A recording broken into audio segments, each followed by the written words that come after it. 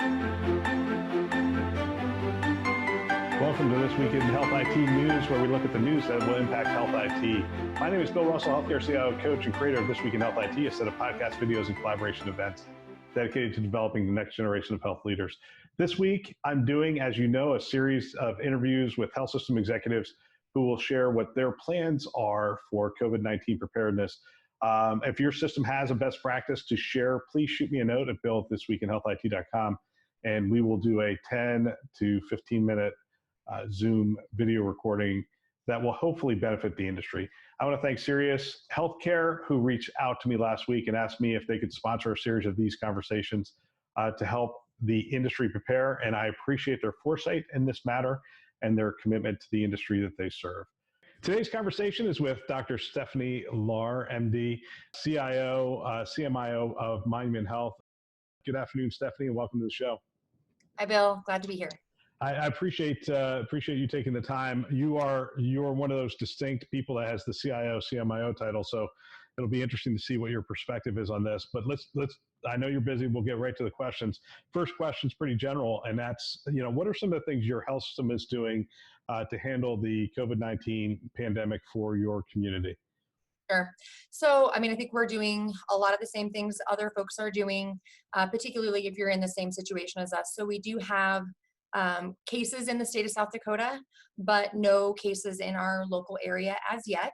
So we are in the fortunate position to still be able to be thinking about forecasting and planning and making sure we have everything in order, and being able to be proactive instead of reactive. Some people didn't get that opportunity, so we feel fortunate to be in that situation. So really our focus is on, one, being prepared if something really significant comes our way and we start to see a lot of patients, and how to manage that high volume.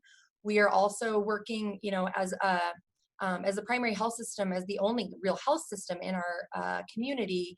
People are looking to us for guidance on everything from should we close the schools to should we close restaurants to what should we be doing in the rest of the community for social distancing, and how do we support that, in addition to what are we doing for healthcare. So a couple of things, we're trying to be extremely collaborative across our region and find ways to be able to leverage the skills and the resources beyond just what we have as a health system. So as we prepare for having a large influx of patients in the acute care setting, in my mind, what has become extremely apparent, particularly if this is going to go on for some time, is that we will be very reliant on the other providers in our area who do acute care or who do non-acute care, more ambulatory kind of clinic visits, the primary care providers, especially in our community, to really be the mainstay of keeping our community as well as possible, preferably from the safety of their own home. So one of the things I am doing from an IT and informatics perspective is really working internally to figure out what are the tools that we can be providing for COVID specific kinds of responses. So I can talk about a few of the things we've done there.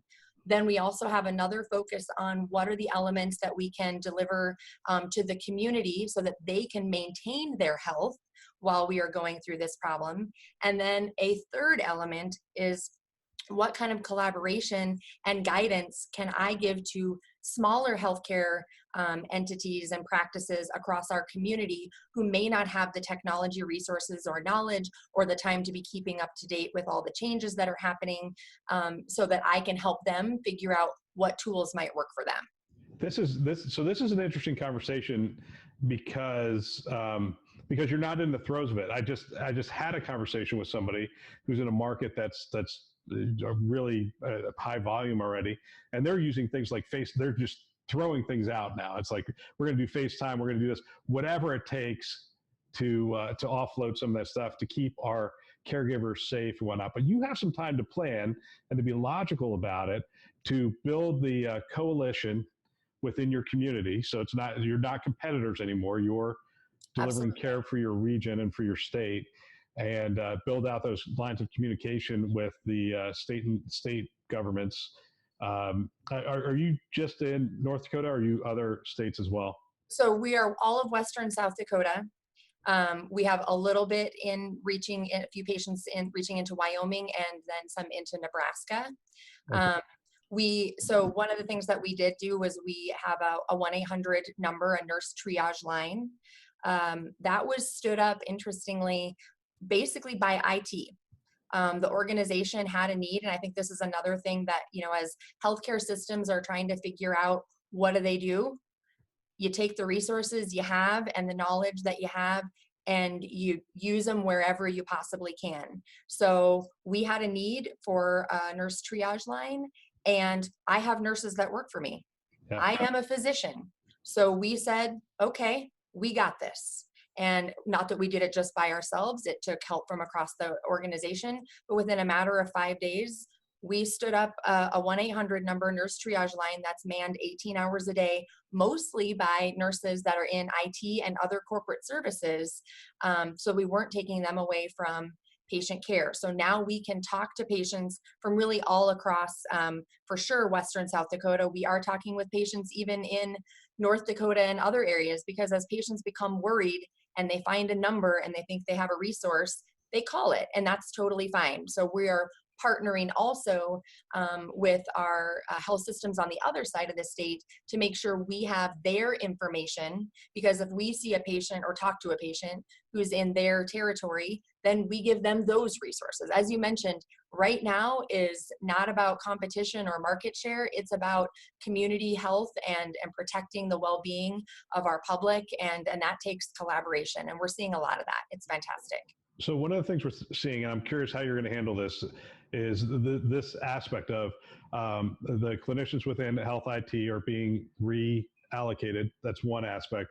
The second is you're trying to create a safe environment for your clinicians, because if the clinicians end up getting contracting the virus, not only can they not see additional patients, I mean, it just creates a significant problem. And we've already seen that. We've seen an ER doc and now 2 nurses. I'm sure there's others, but those are the ones I read about this morning. How are you going to stay ahead of who is where? Because that's one of the things that happens in a crisis. You just don't know where everybody's at and how many resources you have to put towards a problem. Have you thought through that problem? Yeah, we're working on that to an extent, trying to look at, some of even our time and attendance system can help a little bit with that. We've been looking at some other vendors that are in that space of trying to help us sort of keep track of where people are, but it is challenging.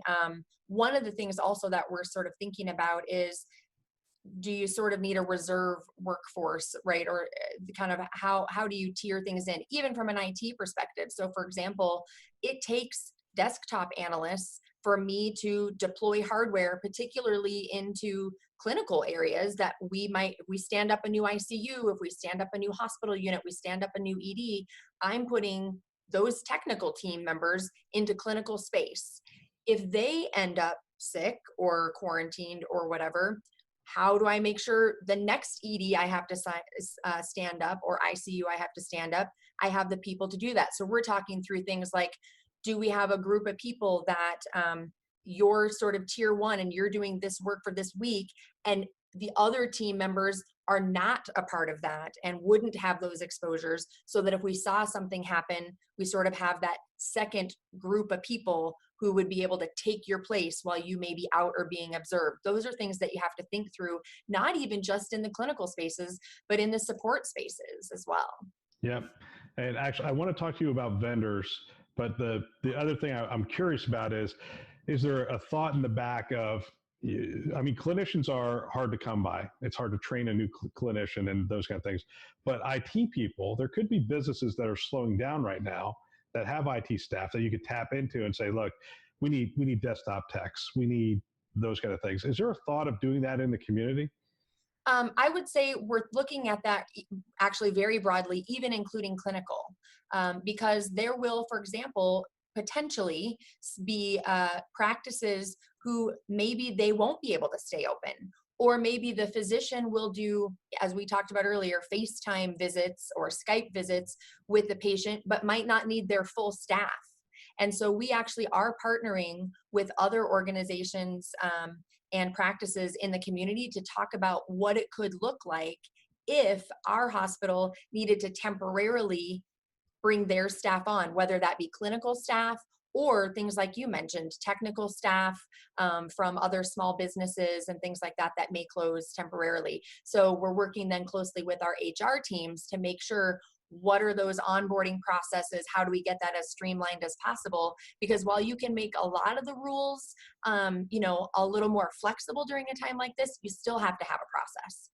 Yeah, I want to talk about vendors, because I've got a couple calls from vendors saying, what are we supposed to do in this?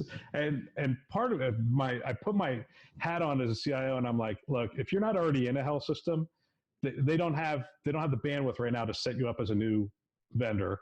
So Yeah. all of your existing clients are the ones that could potentially use your services. That's who you should focus in on. And understand that they're swamped. I mean, I've put a call out to many CIOs saying, hey, can you come on the show? And at least one or two of them have sent me notes back. Do you have any idea how many hours I'm working right now? Yeah. And I'm like, just 10 minutes. And they're like, no, not going to happen. I'm working 12 hours a day. My team's working 12 hours a day. We're just, so what do you say to vendors? There are some strategic vendors that you're going to need to have on speed dial to be able to say, look, we need to take our VDI environment from here to here, and I need you guys to make sure that this is going to work and this is not going to come down. So what do you say to vendors? Yeah, so we've been having, I would compartmentalize it into two. I agree with you. There's the vendors we already work with. And then my team, most of those conversations are happening by my team. I don't need to have conversations with them. We already have a relationship. They know us, we know them. So I'm dependent on my great leaders that work for me, my directors and those kinds of things, to be working on those elements of making sure if we need to spin something up, ramp up, get more equipment, do whatever, that they're having those conversations. I will tell you that I have signed 2 and maybe on the verge of 3 agreements with new vendors in the last 5 days. Interesting. And I would say this, in most of those instances, I had something I was looking for. And so I went out to go find it. I used certainly resources from colleagues mostly to say, who do you know that lives in this space, and what are your thoughts on them? In one instance, there really was sort of I got an email. It was targeted. And I think that's super important. When right now, if I had any, the advice I would give to vendors is, if you are going to send me something, please make sure that it is targeted and personal. Sending out broadcast messages about, backing up my archive system and things like that right now, I am archive is not on my mind right now. And it makes me think you don't know what my priority is if you're going to send me something about archive. However, if you have a solution that could help me get something done I need to get done today in a different way than maybe even I'm thinking about it, I've had a couple folks reach out to me and say, for all of our customers, we're offering this.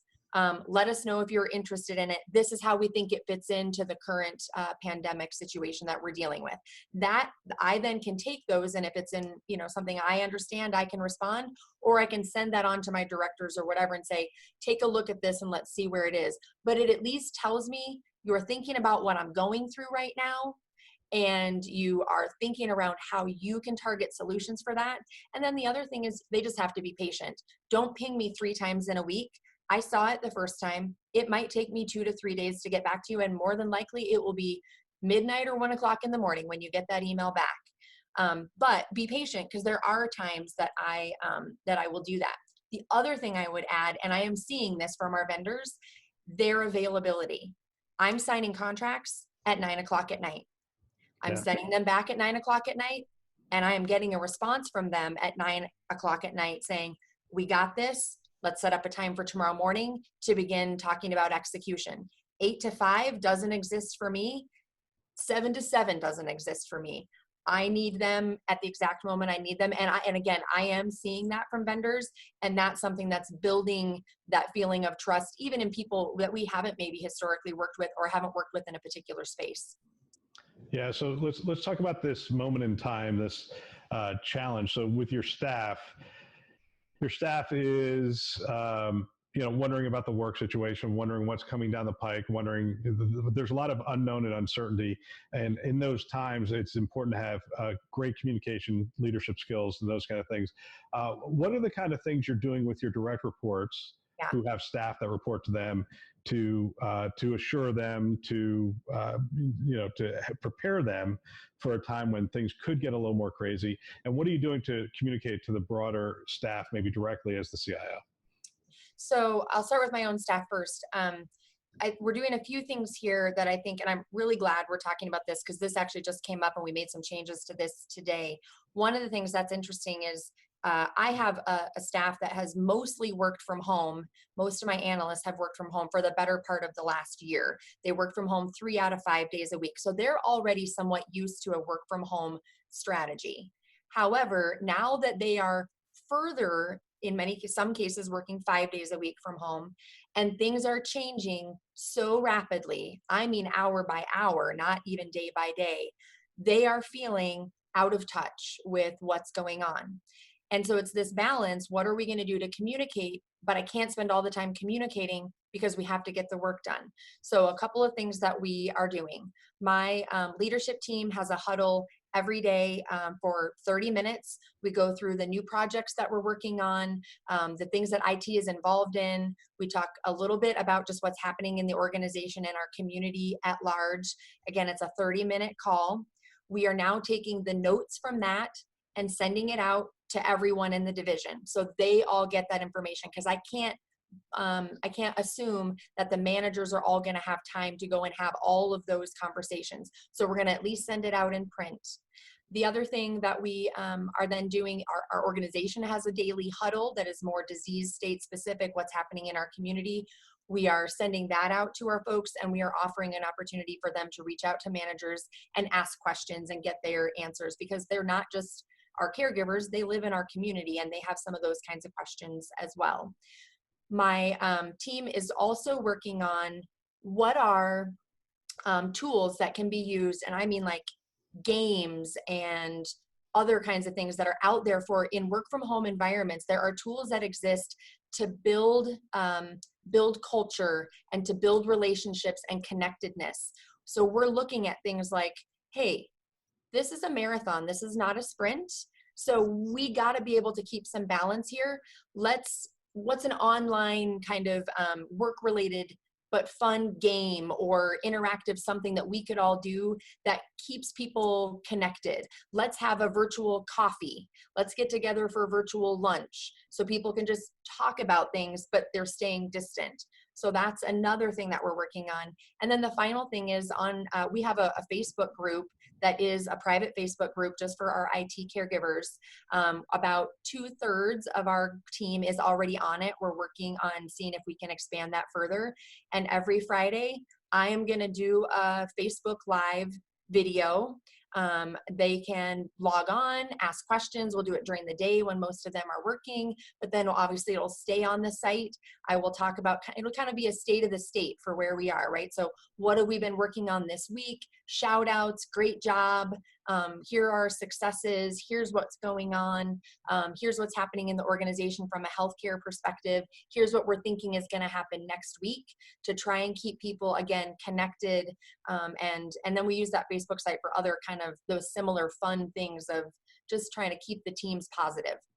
Yeah, and that is so crucial in these times. And I appreciate you really focusing in on some of the stuff that people call the soft stuff. And I always laugh every time I hear somebody say the soft stuff, and I think it's a lot harder than what people think to keep people engaged, to keep people, smiling from time to time, hopeful, just energized. I mean, if you're going to keep putting in 12, 14, even 16-hour days, people have to smile every now and then. They have to let off steam every now and then, and that's not a soft skill for leaders, I don't think.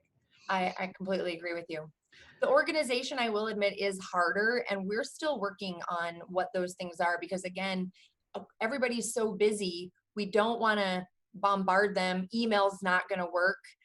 We have a lot of calls for certain groups of people. But one thing that we are looking at doing for example, for our providers is starting next week doing a daily 30-minute, again, mostly report out, probably a phone call kind of thing where people could call in, but maybe the first 20 minutes is a report out and the last 10 minutes is for questions, helping them understand where are we with telehealth, when might their clinic be having an opportunity to do things like that, how might they be helping in other areas, what's our current testing procedures. That's such a moving target right now.